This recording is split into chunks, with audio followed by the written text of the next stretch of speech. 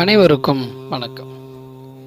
நைமிச்சாரண்யத்தில் மகரிஷிகள் பல பேர் ஒன்றாக கூடி பல ஆண்டுகள் நடக்கக்கூடிய ஒரு யாகம் ஒன்று நடத்தி கொண்டிருக்கிறார்கள். அந்த யாகம் நடத்தி கொண்டு அதில் இடையில கொஞ்சம் ஓய்வு எடுக்கும் பொழுதெல்லாம்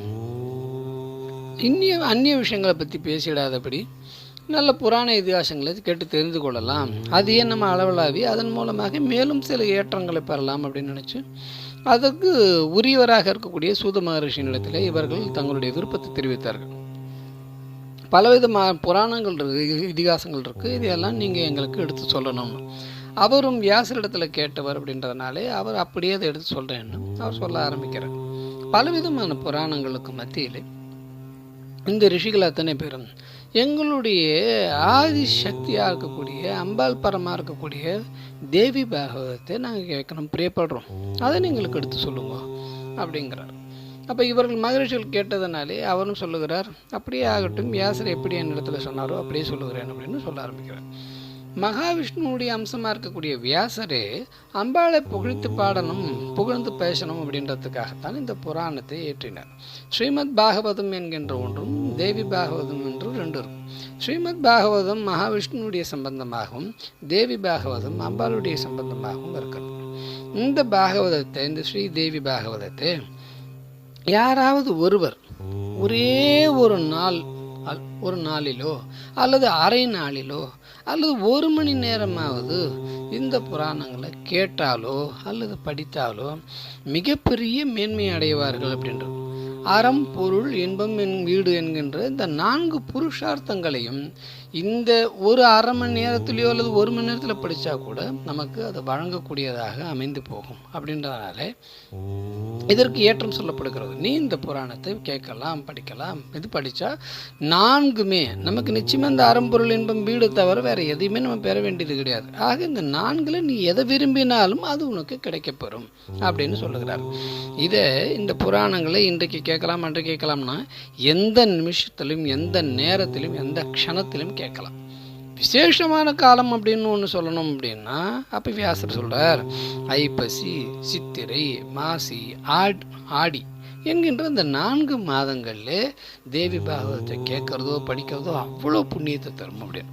இப்போ நாம் பார்த்தோம்னா ஐப்பசி, சித்திரை, மாசி தாண்டி ஆடியில் நிற்கிறோம். அப்போ ஆடி மாதம் வியாசர் சொன்னது போல அம்பாளுக்கு உகந்த மாதமாக இருக்கிறதுனாலே இந்த மாதத்தில் இதை பற்றி அம்பாளுடைய புராணத்தை ஆரம்பிக்கலாம், ஸ்ரீ தேவி பாகவதத்தை அப்படின்னு ஆரம்பிக்கணும். ஐப்பசி மாதத்தில் சாரதா நவராத்திரின்னு ஒரு நவராத்திரி, சித்திரை மாதத்தில் வசந்த நவராத்திரின்னு ஒன்று, மாசியிலே மகா நவராத்திரின்னு ஒன்று. இது ஆடி மாதம்ன்றதுனால ஆஷாட நவராத்திரி. ஆக இந்த 4 மாதங்கள்லையும் இந்த 4 நவராத்திரிகள் நடக்கிற காலம்.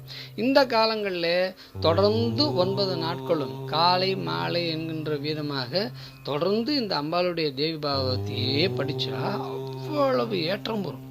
ஆனால் தொடர்ந்து நம்மால் காலை மாலை 2 வேளையிலையும் இந்த தேவி பாகவத்தை முழுமையாக 9 நாள் படிக்க முடியுமான்னா நம்மளால முடியாது. ஆனால் இதை நீங்கள் விரும்பினா படிக்கலாம். புத்தகத்தை எடுத்து தேவி மகாத்மியம்னு தனியாக ஏகப்பட்ட ஸ்லோகங்கள் 700 ஸ்லோகங்கள் கிட்ட இருக்கும். அது நிறைய படிக்கலாம். அது நம்ம மொத்தமாக படிக்க முடியல அப்படின்னாலும் கூட கொஞ்சம் கொஞ்சமாக படிக்கலாம். சரி, அது தேவி பாகவத சாரம்னு தனியாக இருக்கும். தேவி மகாத்மியத்தை படிக்கணும் அப்படின்றவர்கள் இந்த தேவி பாகவதத்தை அருமையாக காது கொடுத்து கேட்கலாம். அதை படிக்க முடியுதோ இதை கேட்கலாம். ஏன்னா இதில் எல்லாருடைய சம்பந்தமான கதைகளும் இதுலேயே இருக்குது.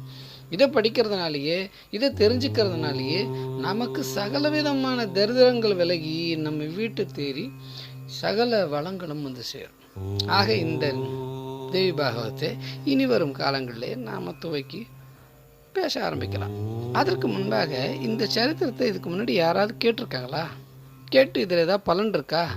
யார் கேட்டு இதை பலன் அடைஞ்சா அதை சொல்லு. ஏன்னா நாங்கள் எதுவுமே முன்னாடி யாராவது ஒருத்தன் அதில் பலன் அடைஞ்சிருந்தால் தான் அந்த விஷயத்தில் இறங்குவோம், இல்லைன்னா நான் இறங்க மாட்டோம். இந்த கதையை கேட்டு அவனா ஒருத்தன் மிகப்பெரிய மேன்மை அடைஞ்சான்னு சொல்லு. அதுக்கப்புறம் நாங்கள் இந்த கதையை கேட்குறோம். அப்போ தான் நாங்கள் தயாராகோம்னா அப்போ தயாராகுங்க. என்னென்னா வியாசரே சொல்கிறார், இதை யார் கேட்டால் யார் எந்தெந்த பலனை அடைஞ்சாருன்றதெல்லாம் சொல்கிறேன். ஆரம்ப காலகட்டத்தில் முதல்ல ஒருத்தன் பேரை சொல்லிடுறேன், அதுலேயே உங்களுக்கு தெரிஞ்சு போகும். இதனுடைய பலனை விரும்பி நீங்களும் இந்த கதை கேட்க ஆரம்பிச்சிருவீங்கன்னு. யாருன்னு பார்ப்போமா? பெறுவதெல்லாம்